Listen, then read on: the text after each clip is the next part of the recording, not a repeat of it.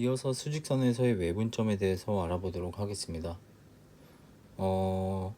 외분점의 정의는 내분점의 정의랑 되게 비슷한데 차이점이라고 하면은 외분점 같은 경우에는 선분 AB의 연장선 위에 점 P를 외분점이라고 해요. 내분점 같은 경우에는 선분 AB 위에 점이었어요. 그래서 선분 AB가 있으면 선분 AB 안쪽에 점 P가 존재하고 그 B가 M 대 N이어야 돼요. 근데 외분점 같은 경우에는 선분 AB 바깥쪽에 존재해야 돼요. 연장선 위에 점 P가 있어야 되기 때문에 점 P가 여기 있다면 AP 대 BP의 길이의 B가 M 대 N이 되게 하는 이 점을 외분점이라고 할 겁니다. 바로 정의대로 문제를 공식을 유도하면 너무 헷갈릴 수 있기 때문에 예시를 먼저 들면서 이야기를 해볼게요. 예를 들어서 점 A의 좌표를 1이라고 하고 점 B의 좌표를 6이라고 하고 선분 AB를 2대 1로 외분하는 외분점을 찾아볼게요. 그림을 먼저 그리자면 여기 A 좌표를 1이라고 하고 여기 B 좌표를 6이라고 할게요. 길이의 B가 2대 1이에요. 길이의 B가 2대 1이라는 것은 점 P가 여기 있을 경우에 AP의 길이와 BP의 길이를 비교했을 때 AP의 길이가 더 짧을 수밖에 없어요. 앞에 숫자가 더 크다는 말은 P점이 A의 왼쪽에 있으면 안 되고 B의 오른쪽에 있어야 된다는 거예요. 길이의 B가 A에서부터 출발이기 때문에 자, 점 P를 여기쯤에 잡을게요. 그리고 그 P점의 좌표를 X라고 하겠습니다. 그러면은 AP의 길이의 B 대 BP의 길이의 B가 2대 1이 되도록 하는 X값을 찾아야 되니까 비례식을 세워서 문제를 풀자면 선분 AP 대 BP의 길이의 B는 X좌표가 더 커요. 1보다. 그래서 X 빼기 1 대 X 빼기 6이 될 거고요. 얘는 문제에서 주어진 2대 1의 길이의 B를 만족해야 돼요. 비례식이 완성이 됐으니까 내항 곱하기 외항을 하시면 2x-12는 x-1 즉 x 이꼴 11이라는 숫자가 나오고 이 점의 좌표가 바로 P점의 외분점이 됩니다. P점 자체의 외분점이 되는 거죠. 또 예시를 하나 또 들어볼게요. 예를 들어서 선분 A, B가 있고요. A, B의 좌표를 똑같이 잡을게요. 이번에는 길이의 B를 1대 2로 외분해 보도록 할게요. 아까 같은 경우에는 길이의 B가 2대 1이었더니 앞에 숫자가 더 커서 AP의 길이가 더 커야 된다 라고 해서 P점을 B의 오른쪽에 잡았어요. 하지만 이번에는 앞에 숫자가 더 작다는 말은 선분 AP의 길이가 선분 BP의 길이보다 더 작아야 된다는 뜻이에요. BP의 길이가 더 커야 되기 때문에 이번에는 P점이 A의 왼쪽에 있어야 될 거예요. 그림상으로 다시 그리자면 얘는 가져다가 쓸게요. 지워버렸네.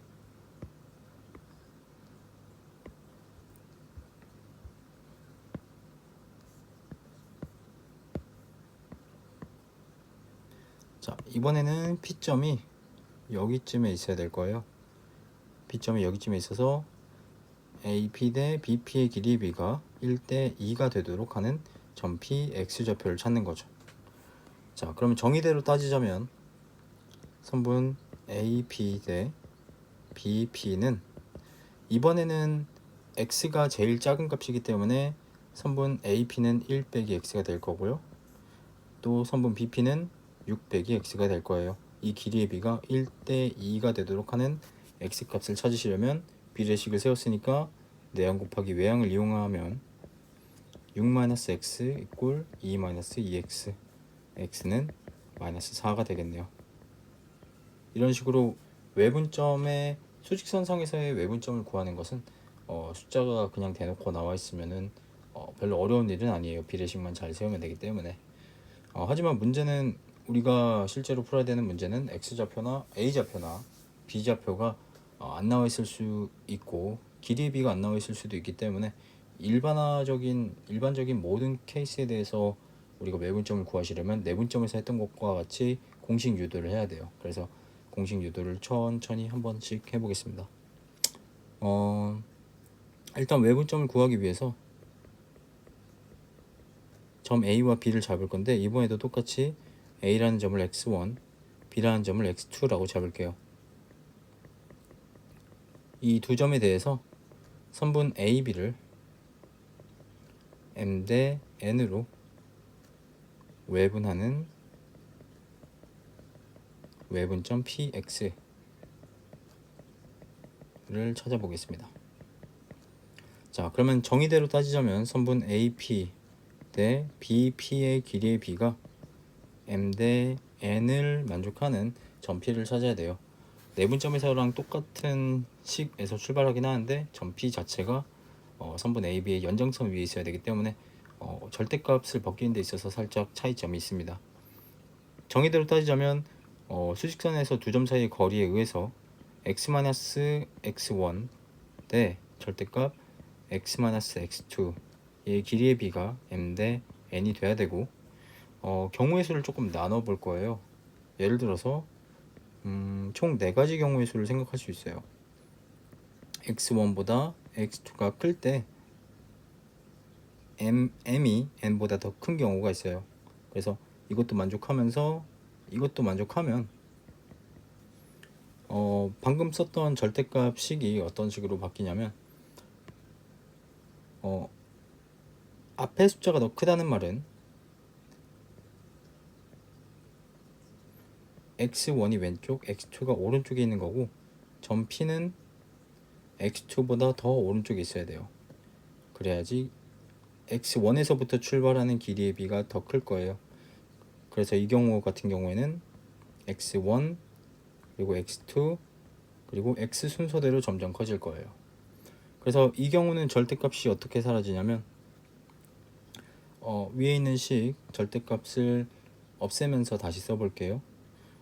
이 경우는 x가 제일 커요. 그래서 x-x1이 그대로 양수고 x-x2도 그대로 양수입니다. 그래서 이런 식으로 비례식이 바뀔 거예요.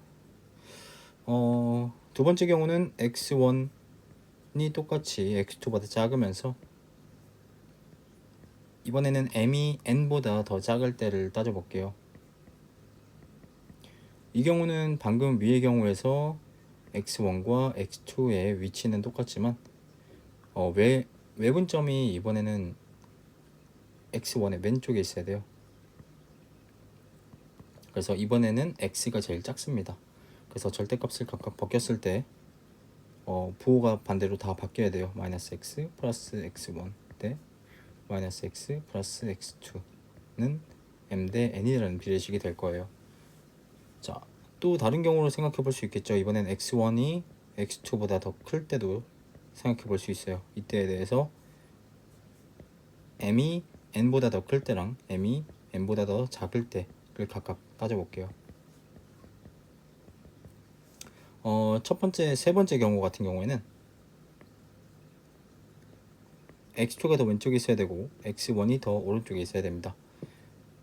앞에 있는 b가 더 크다는 말은 p의 위치가 어디 있어야 된다는 뜻이냐면 여기 있어야 된다는 뜻이에요. 왜냐면 우리가 지금 따지고 있는 것은 AP 선분의 길이를 이제 앞에 m에 해당하게 두고 있죠. x1에서부터 x까지의 거리가 더 길어야 돼요. 그래서 x는 x2의 왼쪽에 있어야 돼요. 그래서 이 경우도 x가 제일 작기 때문에 방금 두 번째 경우랑 똑같은 식이 나올 거예요.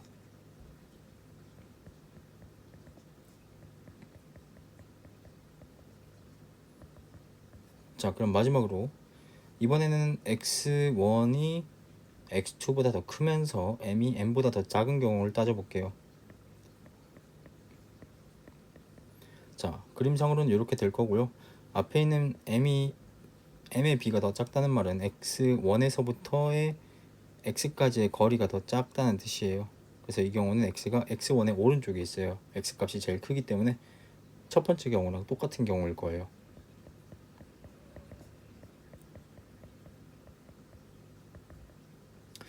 이렇게 경우의 수 나눠서 증명하는 것은 그냥 이해를 돕기 위한 거고 일일이 외운다고 생각하실 필요는 없습니다.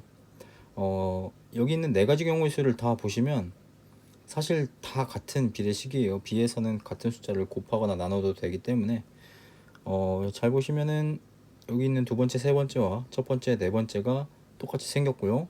사실상 여기 있는 첫 번째 식에 마이너스를 양쪽 B에 곱하시면 아래에 있는 식이 그대로 나옵니다. 그래서 사실상 다 같은 비례식이라고 볼 수 있어요. 그래서 이 중에서 계산하기 편한 첫 번째 식을 가져와서 계산 유도를 마저 이어서 해볼게요. 어떤 경우의 수든 공식은 항상 똑같다는 결론입니다. 그래서 이것만 가지고 우리가 x값을 구하는 식을 얻는다면 그 경우 가지고 모든 케이스를 다 계산할 수 있다는 뜻이에요. 자, 이거 비례식 정의에 의해서 내항의 곱과 외항의 곱이 같고요. 이항을 해서 x끼리 묶어주면, 그리고 x 아닌 거 이항해서 써주시면 이런 식이 나와요.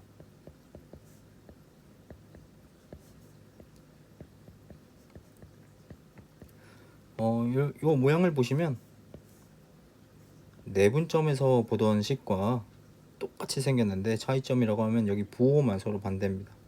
그래서 내분점과 외분점은 비교를 위해서 둘 다 써드리자면, 내분점 같은 경우에는 m 플러스 n 분의 mx2 플러스 nx1이 내분점이었고요. 외분점 같은 경우에는 m-n 분의 mx2-nx1이 이제 외분점을 구하는 공식이에요. 그래서 부호만 잘 신경을 써주신다면 내분점, 외분점을 수직선에서는 잘 구하실 수 있을 거예요. 자, 그럼 이어서 우리가 수직선에서의 내분점과 외분점에 대해서 배웠는데, 이제는 이런 수직선에서의 개념을 좌표 평면으로 확장해서 좌표 평면에서의 내분점과 외분점은 어떻게 될지에 대해서 간략하게 얘기 좀 하고 넘어가도록 하겠습니다. 아이고, 얘는 잠시 쉬어둘게요.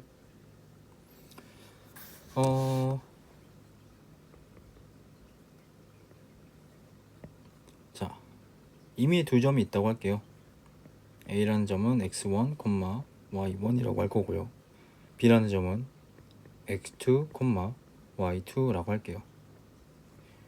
좌표 평면상에서 두 점의 내분점을 구해보도록 하겠습니다. 선분 AB에 대해서 선분 AB를 M 대 N으로 내분하는 내분점 P를 구해볼게요. 자, 그러면은 여기 있는 점 P에 대해서 요 길이의 B와 요 길이의 B가 M 대 N이 되게 해주는 점 P의 좌표를 찾고 싶은 건데, 우리가 중학교 때 배운 삼각형의 닮음을 조금 이용해서 보시면, 직각삼각형을 잠깐 그릴게요. 여기는 수선을 내릴게요. 평행하는 두 선분에 대해서 여기 길이 B가 M 대 N이면 여기 길이 B도 M 대 N이라는 사실을 우리가 배웠었어요. 그래서 평행선에 비해서 여기 이름 좀 지어주겠습니다. 요점을 P라고 할 거고요. 요점을 C, D라고 하겠습니다. 자, 그러면은 AC와 CD의 길이의 B도 똑같이 M 대 N일 거예요. 근데 이렇게 X축과 평행하도록 그림을 그려 놓으시면 결국에는 이 C점의 좌표, X좌표를 구하는 것은 우리가 수직선에서 X1, X2 가지고 PX 구하는 방식과 똑같아요. 수직선에서의 내분점 구하는 공식과 똑같다는 거죠. 그래서 이 P점의 X좌표는 X좌표만 가지고 우리가 수직선에서 내분점을 구했던 공식을 그대로 써주실 수 있다는 거예요.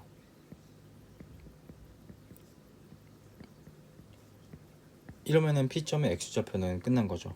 C점 x좌표와 P점 x좌표는 똑같을 것이기 때문에 똑같은 방식으로 y축에 대해서도 우리가 똑같이 할 수 있죠. 직각삼각형을 이런 식으로 그리고 평행선을 이런 식으로 그리면 위에 보라색으로 그린 삼각형에서도 평행선의 비가 똑같을 거기 때문에 m 대 n이 될 거예요. 그러면은 y좌표에 대해서도 똑같은 얘기를 할 수 있기 때문에 결국에 수직선에서의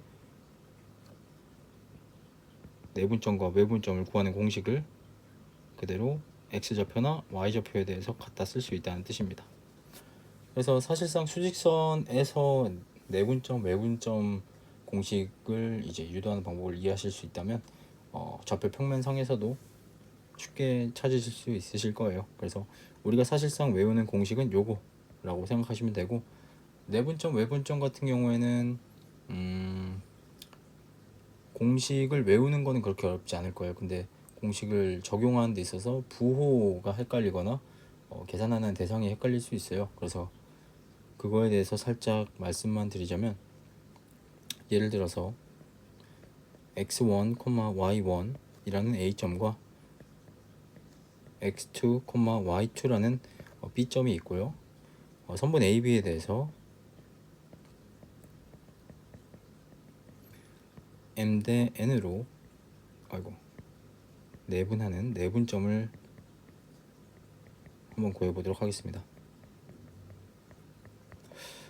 저 같은 경우에는 어떤 식으로 문제를 푸냐면, A라는 점의 X좌표와 Y좌표를 이렇게 위아래로 쓰고요.